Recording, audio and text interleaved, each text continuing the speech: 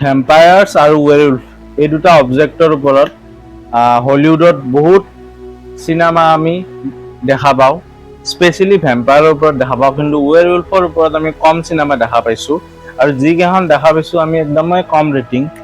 কিন্তু আহি আছে এখন লেজেণ্ডাৰী ফিল্ম মেকাৰৰ পৰা নতুন ৱেৰউলফৰ ওপৰত চিনেমা। মই কথা পাতি আছোঁ ৰবাৰ্ট এগাৰ্ছ, আৰু নতুন চিনেমাখনৰ এখন এটা ট্ৰেইলাৰ ওলাইছে, ৱেৰউলফ বুলি চিনেমাখনৰ নাম।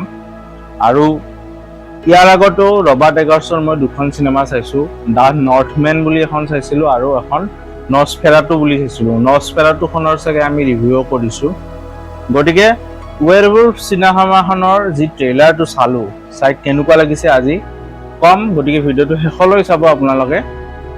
তো এতিয়া কথা কওঁ, ৱেৰউলফ এই চিনেমাখনৰ যি ট্ৰেইলাৰটো চাই গম পাইছোঁ যে এইখন কি নেক্সট লেভেল চিনেমা হ'ব গৈ আছে। আৰু যি চিনেমাটোগ্ৰাফীৰ কথা কওঁ মই, মানে এটা গথিক হৰৰ লেভেলৰ চিনেমাটোগ্ৰাফী, একদম মানে ডাৰ্ক এনভাইৰনমেণ্টত যি শ্বুটিং কৰে, ভিন্টেজ এৰা যি ইউকে, যি মানে একদম পুৰণা যোনটো ইউকেৰ যি ভাইবছ সেইটো আহিছে, একদম 30s 40s বা 300-400 চেঞ্চুৰিজত তেনেকুৱা টাইপৰ, য'ত মহামাৰী এইবিলাক হৈছিল। অলৰেডি আমি নছফেৰাটুখনতো দেখিছোঁ, যি এটা পুৰণা জাৰ্মানীৰ এটা ভাইবছ এটা দেখায়। গতিকে তেনেকুৱা টাইপৰ কষ্টিউমছ বা মানে কি ক'ম আৰু যি কাষ্টিং আছে, এৰন টেইলৰ জনছন, নছফেৰাটুতো আছিল তো উইলিয়াম ডেফো, তো তাৰে 3-4মান আছে কাষ্টিং ছেম। আৰু তেওঁ ক্লেভেন-ডি হাণ্টাৰতো আছিল আমাৰ এৰন টেইলৰ জনছন, আৰু বৰ ধুনীয়াকৈ এটা ৰোল প্লে কৰিছে এই চিনেমাখনত। ট্ৰেইলাৰটো চাই লাগিল, আৰু ট্ৰেইলাৰটোত যদি মই কথা কওঁ, মানে এটা ফকলোৰ যি হৰৰ মানে আৰু ৰিচুৱেল এইবিলাক বস্তু দেখায়, আমি দেখা পাওঁ। যেনেকুৱা আমি যদি মই কওঁ কাণ্টাৰাত কিছুমান দেখিছিলোঁ, তো এইখন মানে হলিউডৰ কাণ্টাৰা টাইপ হ'বলৈ গৈ আছে চিনেমাখন, আৰু মোৰ ডাৰ্ক ৱে, মানে বেছি ডাৰ্ক হ'ব।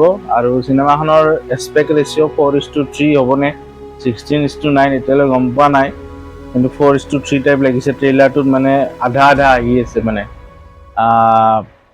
তো এখন গথিক হৰৰ মুভি, আৰু কি ক'ম মানে ৱেৰউলফৰ কেনেকৈ পৰ্ট্ৰে কৰিছে, মানে ৱেৰউলফ কেনেকৈ ট্ৰান্সফৰ্ম হয় আমাৰ এৰন টেইলৰ জনছনে ৱেৰউলফলৈ, সেই বস্তুটো চালে আপোনালোকে গম পাব ট্ৰেইলাৰটো। আৰু যোনে ৱেৰউলফৰ অলপ কনচেপ্ট জানে, যে ৱেৰউলফবিলাকে মানে কি ফুল নাইট যেতিয়া হয়, মানে পূৰ্ণিমাৰ ৰাতি মানে সেই ৰূপ ধাৰণ কৰে, ৱেৰউলফ ৰূপ ধাৰণ কৰে, মানুহৰ পৰা ৱেৰউলফলৈ ৰূপ ধাৰণ কৰে।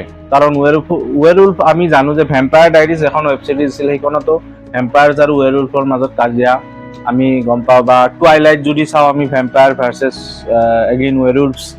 আৰু মই টিন উলফ বুলি এখন ছিৰিজো চাইছোঁ, গতিকে টিন উলফতো ছেম কনচেপ্ট।